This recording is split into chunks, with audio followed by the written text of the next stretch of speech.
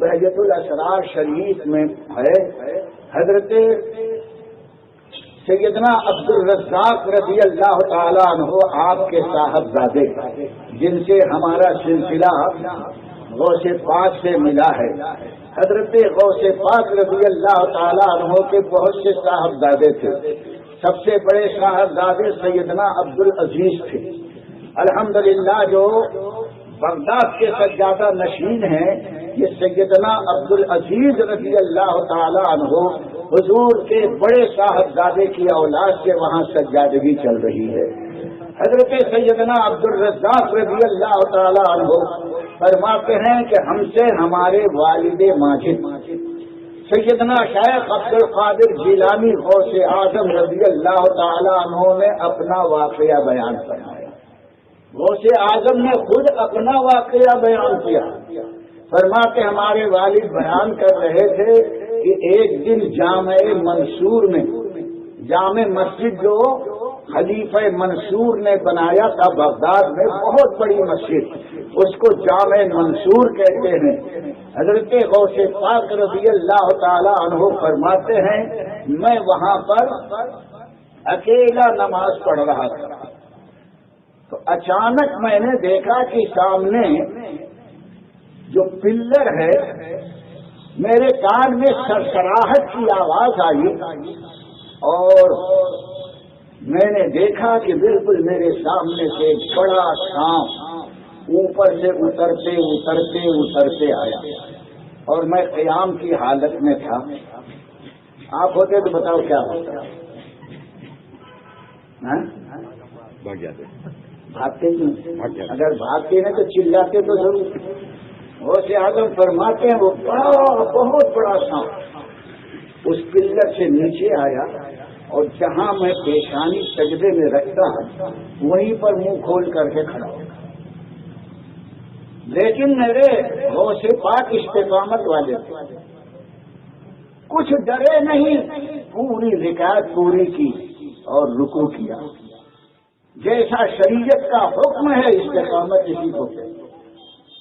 رکوع کیا، اب سجدے کی باری آئی، وہ یوں کھڑا ہے، یہ موٹرسا منہ کھولے ہوئے، اگر سجدہ کرے تو یہ پیشانی اس کے منہ میں جائے.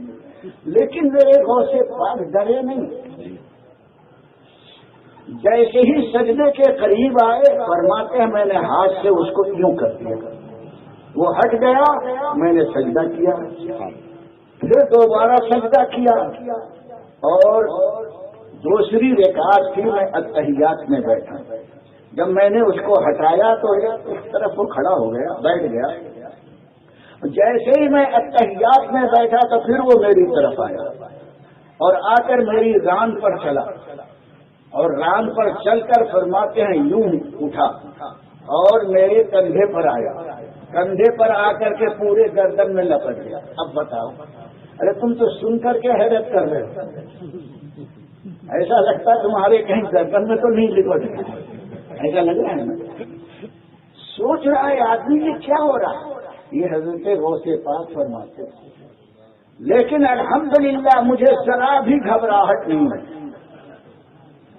جیسے ہی میں نے سلام پھیرا تو غائب ہو گیا، نہ ادھر رہا نہ ادھر رہا، غائب ہو گیا. پھر فرماتے ہیں میں باہر نکلا مسجد سے اپنی پوری عبادت کر کے. جب میں باہر نکلا تو دیکھا ایک آدمی کھڑا ہے جس کی آنکھ بلی جیسے اور قد بہت دراز ہے. فرماتے دیکھ کر ہی میں سمجھ گیا یہ کہ آدمی نہیں ہے، یہ جن ہے. آگے بڑھا سلام کیا. فرماتے میں نے جواب دیا. وہ کہنے لگا کہ اے شیخ عبدالقادر جیلانی، اسی طرح سے میں نے بہت سے ولیوں کو آزمایا، سانپ بن کر کے میں نے ولیوں کو آزمایا ہے، لیکن آپ جیسا استقامت والا میں نے کسی کو نہیں. وہ پاک فرماتے ہیں آپ جیسا استقامت والا میں نے کسی کو نہیں پایا.